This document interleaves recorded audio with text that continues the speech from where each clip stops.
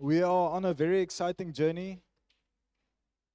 As a congregation, I've been blessed myself so much the past couple of weeks. Um,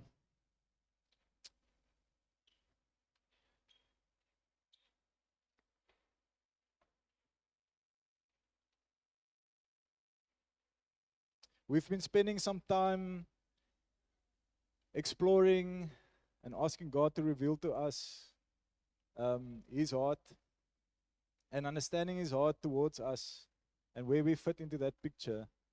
And we trust that from that place will flow where we fit into His house.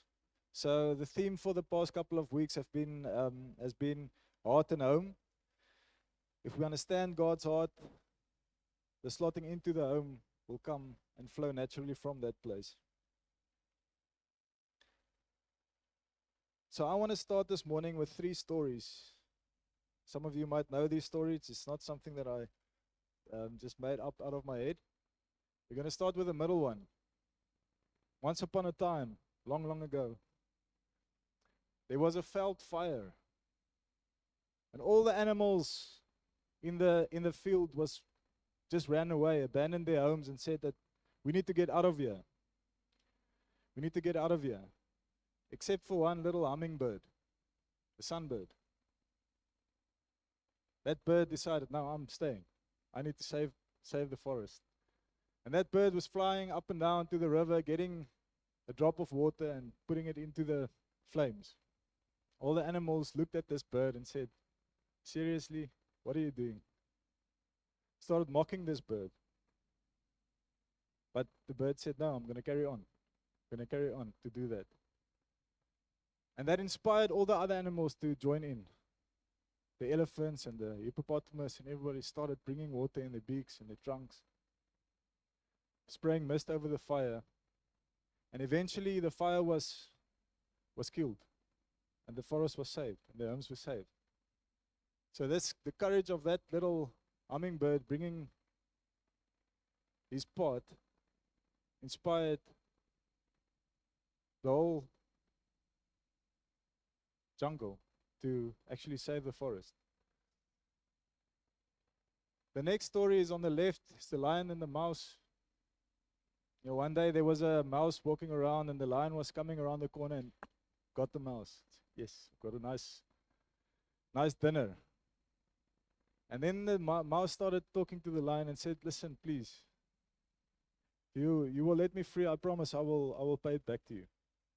One day I will return the favor. And the lion felt, okay, let's give this mouse a chance. But he was just kind of laughing and said, how on earth will a little mouse return a favor to a king? Few days later, the hunters came and they caught the lion. They tied him up with ropes. And the mouse came, started chewing through the ropes. And the king was freed. The lion was freed. Little insignificant mouse chewing through a rope to free a king. And then the third story, after a big storm, a man was walking on the beach and saw all these, what do you call it, starfish that got washed out onto the coast, onto the shore. And he saw this little boy, but it was like till the end of the horizon where you can see these starfish lying. The boy was running around trying to throw these starfish back into the water. The old man came to him and said, boy, what are you doing? It's no use what you are doing. There's millions. You're going to be busy here for a year. You won't make a difference. And with that, the boy picked up another starfish and he threw it into the water and he said, for that one, I made a difference. For that one, I made the world's difference. Insignificant acts that makes a massive difference. Insignificant acts that's actually the key in survival.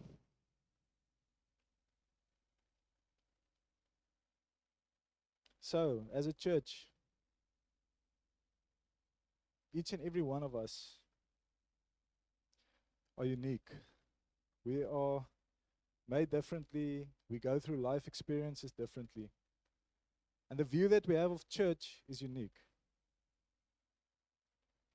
What you think church must be, what it must look like, is different from what I think it must be. And it's not a dilemma that our views are different. God created us to be together so that we can see that fuller picture of who He truly is. He created us and He designed church to be something that we need one another. Otherwise, it doesn't work. So our unique differences and our pasts and the experiences that we've gone through in life is key in us being able to work together as a church and to form that beautiful bride that God intended and that He's coming back for. I think many of us are sitting here and thinking, no, not my story. I don't see how that fits in. I want to encourage you to allow the Holy Spirit to show you where your story fits into His plan and His design.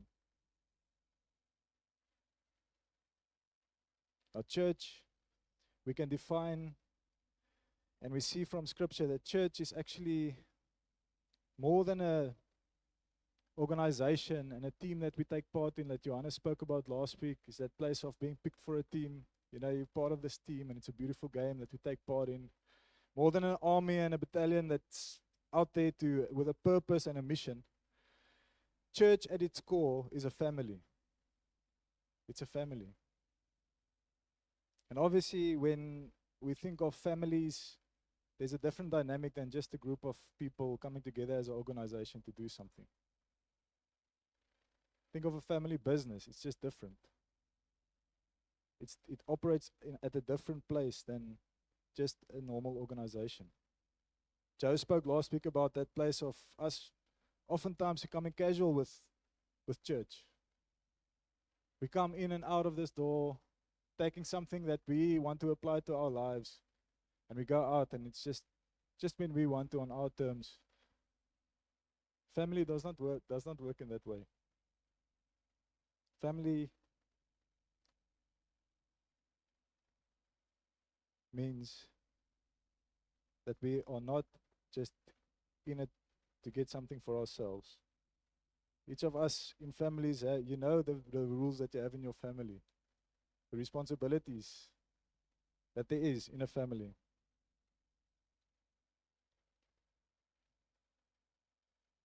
I was just thinking about that. It's nowhere in the Bible you can really see a place of just attending and just, kind of getting something and then going. The Bible doesn't speak about that. That is not the biblical picture of what church is.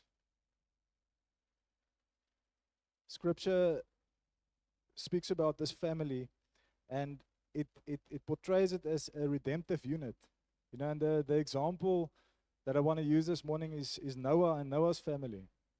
When they were saved, taken into the ark, God used them as a redemptive unit. This family was a redemptive unit to save humanity. And today, the covenant was with that family. God made a covenant with that family.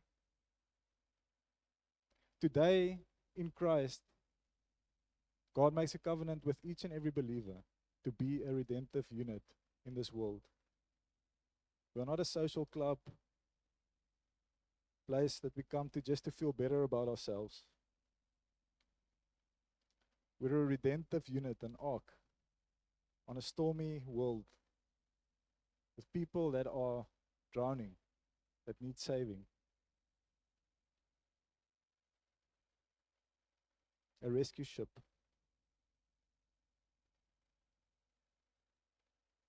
And as we heard today, you are invited to be a part of that, what God wants to accomplish. All of us are invited to be part of this family.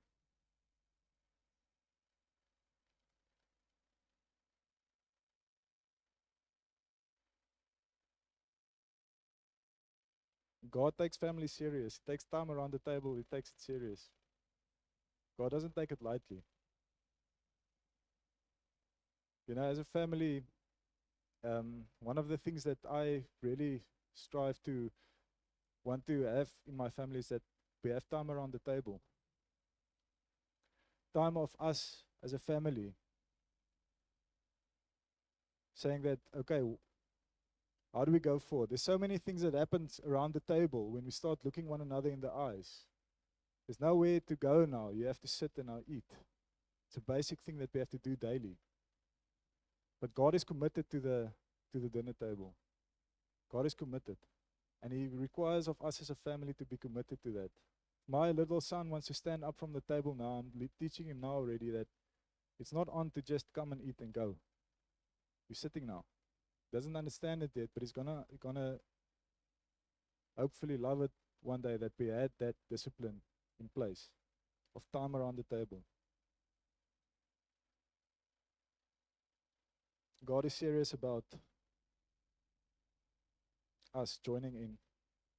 Michelle shared this morning a scripture that I just want to mention, the place where the king prepared this feast for his son's wedding, inviting everyone. Everybody is invited. Everybody is called. There's not one of us sitting here this morning that is not called and invited. I want you to hear that this morning. You are invited to come and sit at the table with the Father. There were many people that received invites and rejected it. Too busy with life, too busy with their own agendas. And then there were others that came inappropriately, that came without bending the knee and having the honor and the respect of this wedding feast.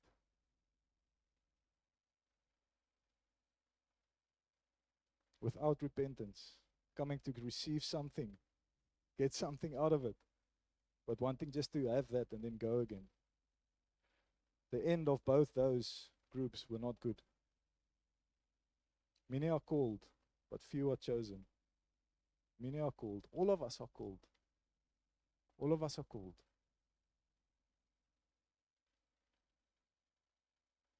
Let's bend the knee in front of the Father. Let's listen to what He's saying and obey that. Galatians 6 to 10, we're talking about God being serious about family. The one who is taught the message must share all his good things with the teacher. Don't be deceived. God is not mocked. For whatever a man sows, he will also reap, because the one who sows to the flesh will reap corruption from the flesh, but the one who sows in the Spirit will reap eternal life from the Spirit. So we must not get tired of doing good. How does that translate? That's sowing into the Spirit. We must not grow tired of doing good, for we will reap the proper time if we don't give up. Therefore, we have opportunity. We must work for the good of all, especially those who belong to the household of faith. God is serious about family. The time of being casual and blasé about family, coming and going just as we want to, without commitment. I believe God wants to address that this morning. Matthew 12:46. As Jesus was speaking, to the crowd, his mother and his brothers stood outside asking to speak to him. Someone told Jesus, "Your mother and your brothers are outside and they want to speak to you." Jesus asked, "Who is my mother and who is my brothers?" Then He pointed to His disciples and said, "Look, these are my mother and my brothers. Anyone who does the will of my Father in heaven is my brother and my sister and my mother." Family. Those who are obedient.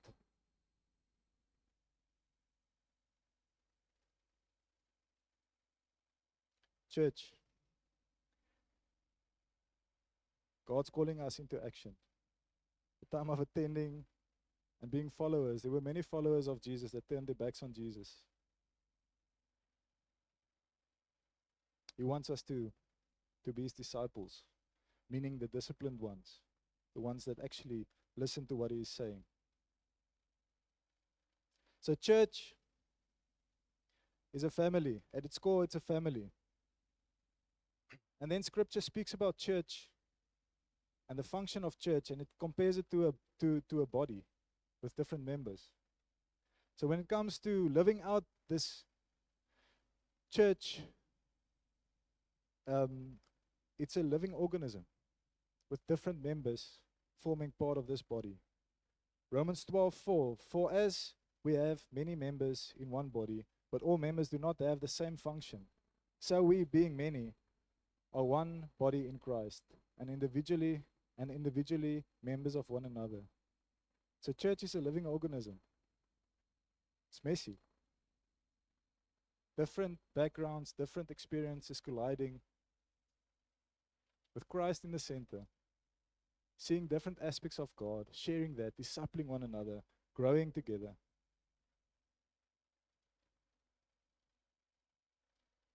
We need to stop being casual about this time. Now, the other day we so often our perspective of church as we grew up is just this constitution that you go to. And you can kind of pick and choose a church. That's such a wrong way of thinking about church. And then oftentimes we'll walk a road, and then people will just say, no, ons is nou eers klaar met julle. It's like we are now done with you for now. It's like, what do you mean? It's not a institution or just a social club that you can have membership and then just go. We're in relationship. We're friends. We family.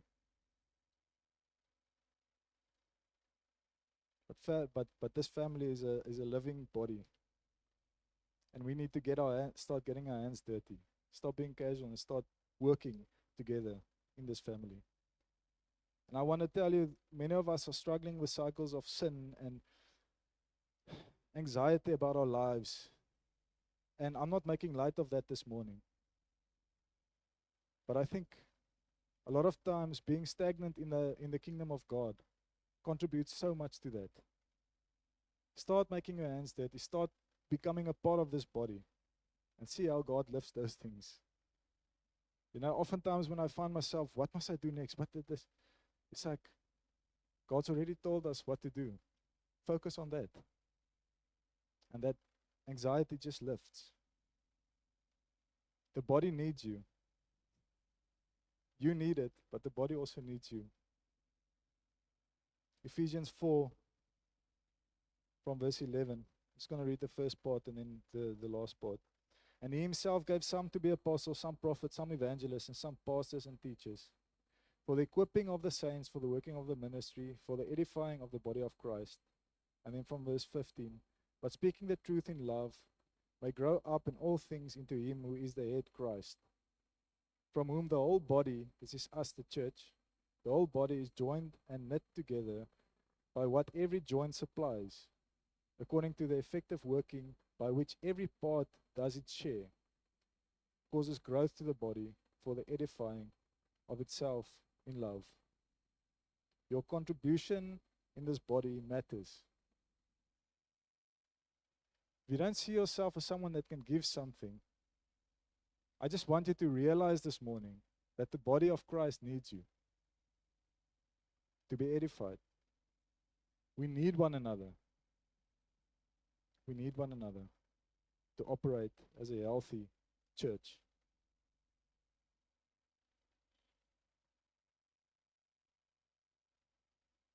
And I just want to make a footnote here, is that that starting to take part does not necessarily, I'm not necessarily pointing to serving in church or doing something in church circle. What is the gift that God's placed in your lap? What is the gift that you know that you can bring to the table? That's the first question. God's given you something that no one else has. God's given you something. And the second question is, are you using that? It's as simple as that. Are you using that what God placed in your lap?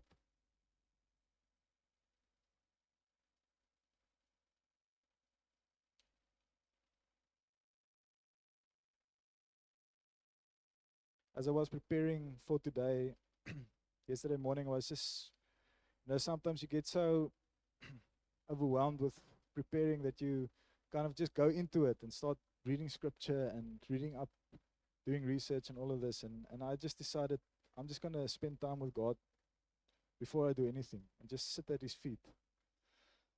And yesterday morning I was praying, and I just saw on my porch there's a table, and it was this empty table that I just saw, and I just realized that God's sitting at the end of this table. And over the past couple of weeks we've really explored and learned so much about God's heart for us, that he's a loving father, that when we return on the horizon, he's running to us and he's inviting us back in. And I just started seeing people starting to sit around this table and just enjoying God's presence and just being with him, realizing, God, you are not here to punish me. You are not who I always thought you were.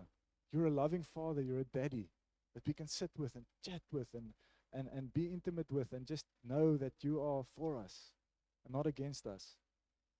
And as the table was getting more and more people fellowshipping and enjoying one another's presence, God started asking, the Father started asking some of the people around the table, can you go and get something for us to eat? And the members around that table would go and prepare something and bring, and it would bless everybody around the table. And it wasn't that the people around the table were perfect before they could go and make food. It wasn't that the food was perfect that they brought to the table, but because God was there, it was just an amazing experience to see everybody taking part in this banquet that was later standing in front of them, that they could enjoy.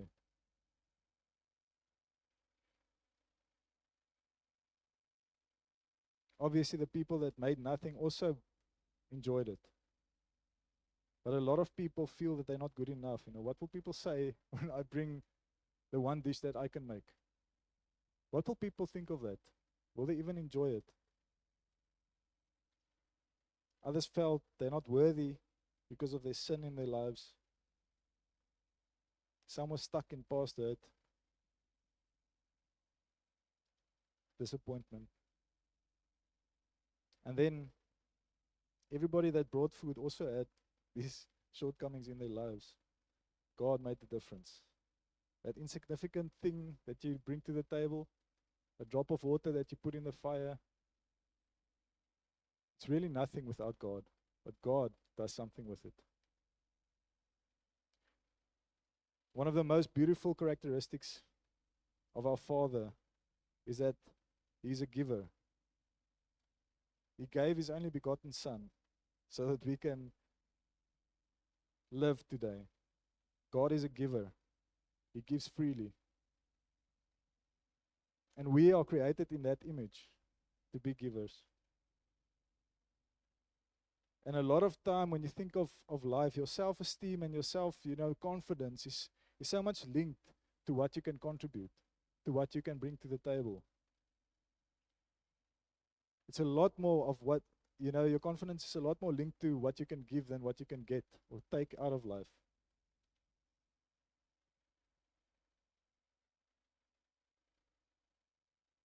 I want to challenge you with this. I want to challenge you just personally in your life. Think of the things that you can contribute. When you are feeling anxious or distressed, think of the things that you can contribute. And it's not only material things. When we go out, you greeting someone in a nice way, you're giving of yourself. Spending that extra 2 minutes to speak to someone that needs to be spoken to. Test that. I promise you that everything lifts. Your confidence, everything lifts. And then, if you start praying for other people and asking God, how can I help? Then it becomes beautiful. Because then then we open for the Holy Spirit to say, this person needs prayer. Or just to ask the right question, and then the door is open to speak God's truth and encouragement into lives. tested.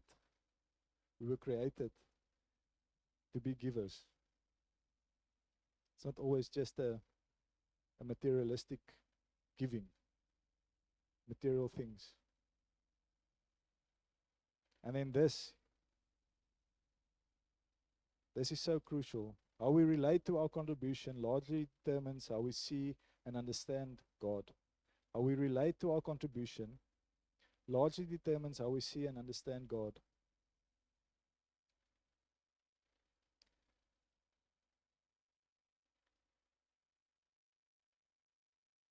Sometimes we struggle to see God or experience Him. And it might be that we do not have a healthy view of what we can contribute. How do you relate to what you can mean to someone else? How do you relate to that? Are you willing to be a giver this morning? Scripture has a beautiful example of this with the little boy who brought his 5 loaves and 2 fishes. Picture of this child in the midst of a crowd of 5,000 brings this insignificant meal to the front, and he says, "This is what I have. This is what I have."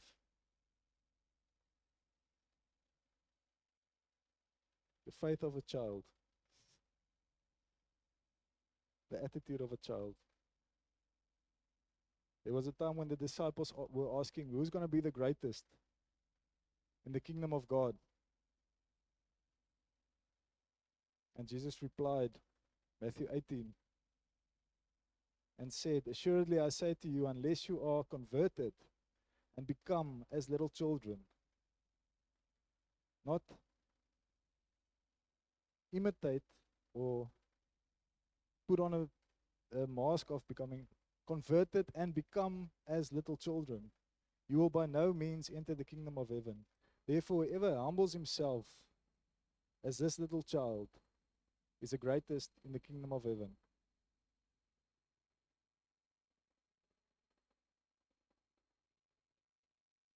This little child embodied characteristics that God says is a requirement for us when we bring what we have. The first thing that I want to mention this morning, just quickly going to run through these things, is that willingness to sacrifice what we have, that willingness to give it away. And that takes faith. You know, to give your tithe, it takes faith to say that, God, I'm doing this because I believe that you have commanded this. To give of your time, to make that sacrifice, takes faith that God will use it. Sometimes we can try to be rational about it and argue our way out of it and say that, what use is it anyway? What use is it for me to,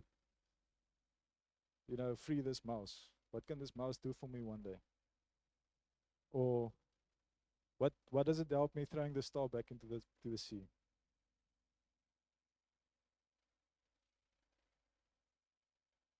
The beauty of unbelief is that we can ask God to help our unbelief.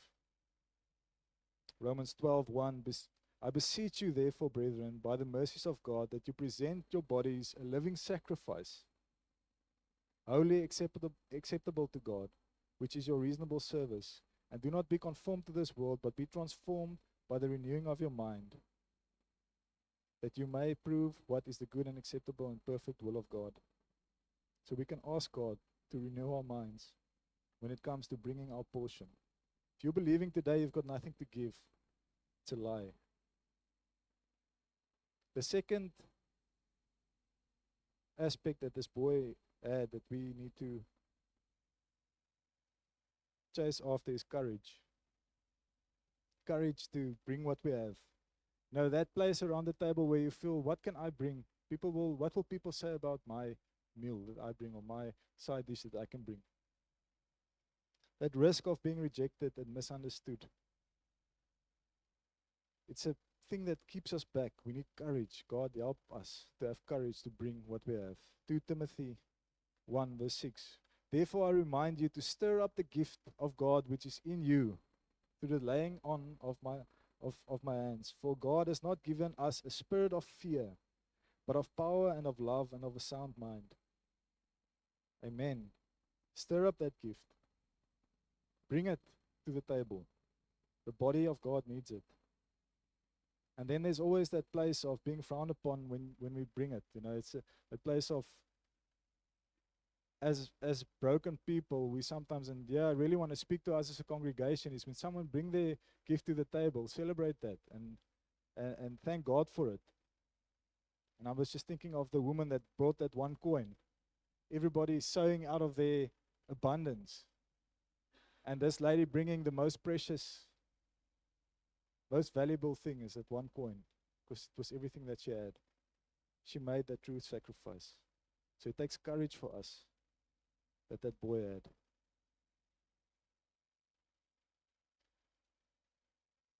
Then, as the scripture said, how we must become like a child, it takes humility, being humble.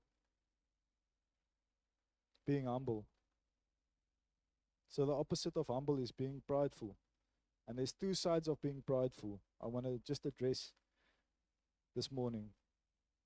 The first is that you can feel that, okay, I'm prepared and I've got something to give. So obviously, so that's the obvious aspect of pride, is feeling that I've got something, but, others don't have that. So I'm in the pound seat here and I can dictate kind of how it happens. Get entitled. And then there's the other side of pride that I read about recently. And that's a pride of actually being a false humility. It's a place of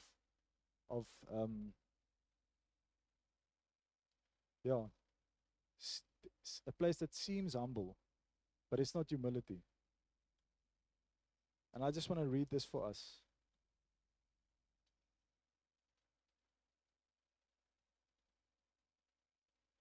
It's a quote from Oswald Chambers, speaking about the Pharisee and the tax collector.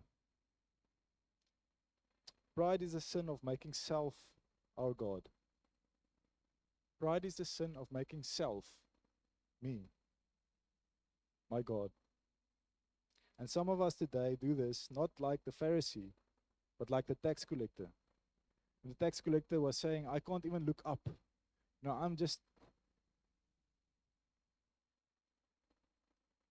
I'm so far gone. For you to say, oh, I'm no saint, is acceptable by human standards of pride, but it is unconsciously blasphemy against God. You defy God to make you a saint, as if to say, I am too weak and hopeless, and outside the reach of the atonement of the cross of Christ. Why aren't you a saint? It is either that you do not want to be a saint, or that you do not believe that God can make you into one. The tax collector's response was beautiful because he accepted. He didn't stay at that place of saying, I'm too far gone. He allowed God to come and transform his life.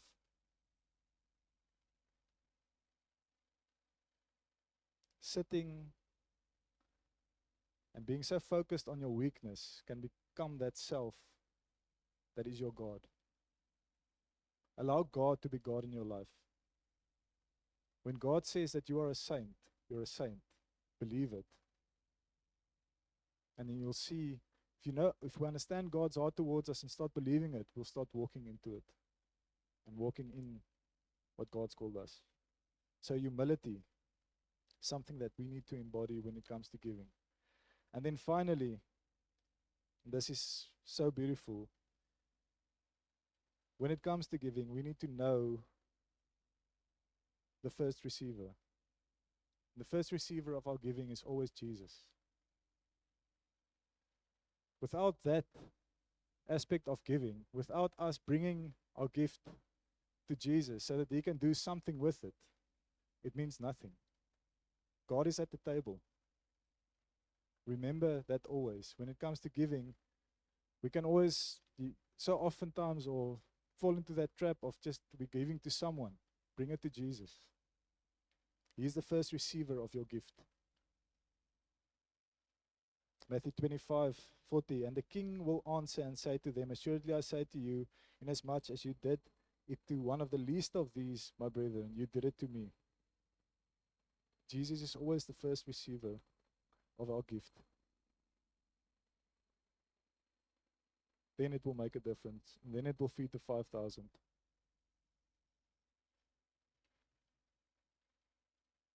God values your contribution. Scripture speaks about that place of even if you give a cup of water to someone in the name of Jesus and for the sake of the kingdom, you will be rewarded for that. And then knowing Jesus and what he did for us, died on the cross so that we can have life.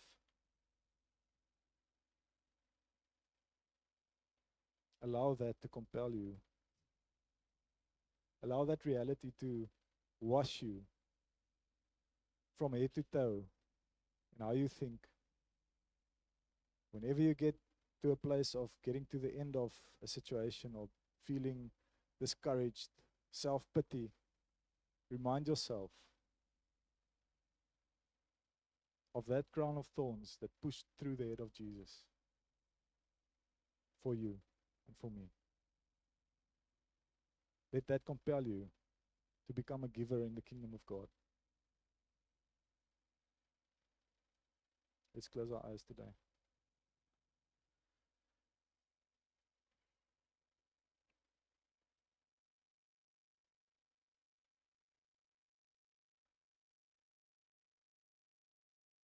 God, we worship you as the King above all kings, Lord, this morning.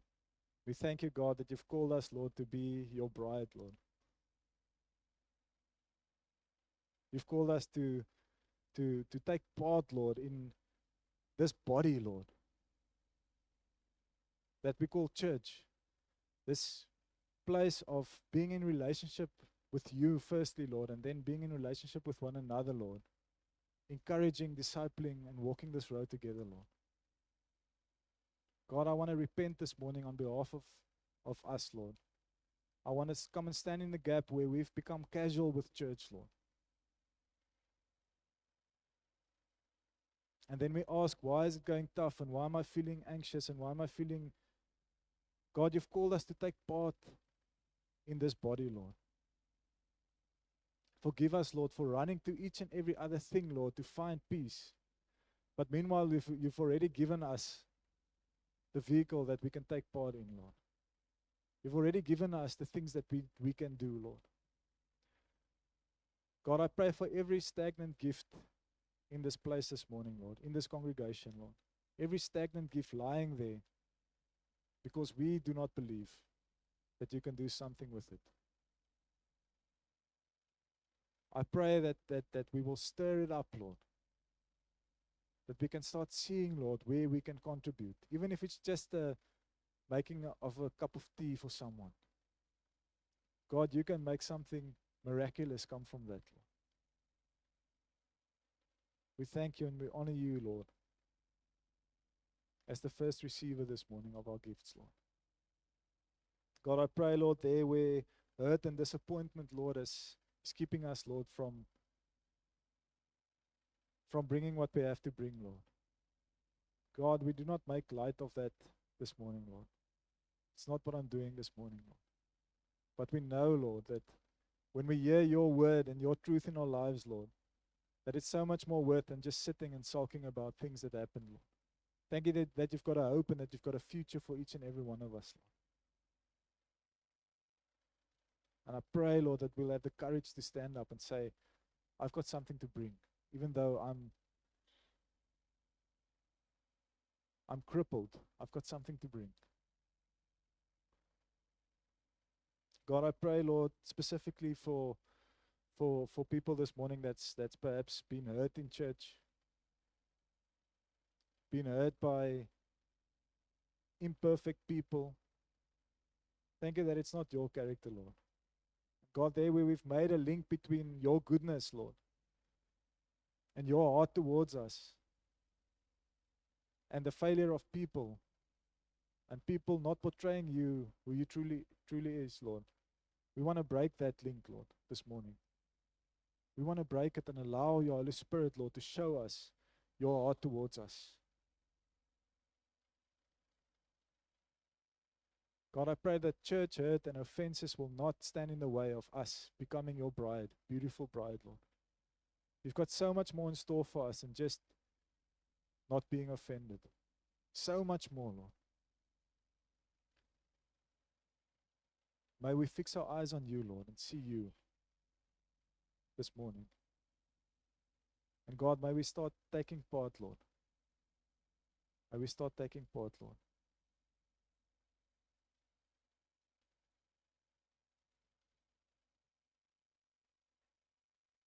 Many are called, but few are chosen, Lord. We want to be chosen this morning. We want to say, yes, Jesus. We bend the knee. May we not come at the end of our lives and look back and say that it's too late. The doors are closed. I never went to the wedding. We want to join in now, Lord. Celebrate with you, Lord. Enjoy you, Lord. Thank you for that, Jesus. I want to encourage you, if you've got anything on your heart that you want to pray about, just want to bring before God this morning, don't leave this place without doing that. You can sit right there where you are now and come to the front. I'll pray with you. Go to anyone you trust in this house. Don't leave without bringing your heart before the Father. Amen.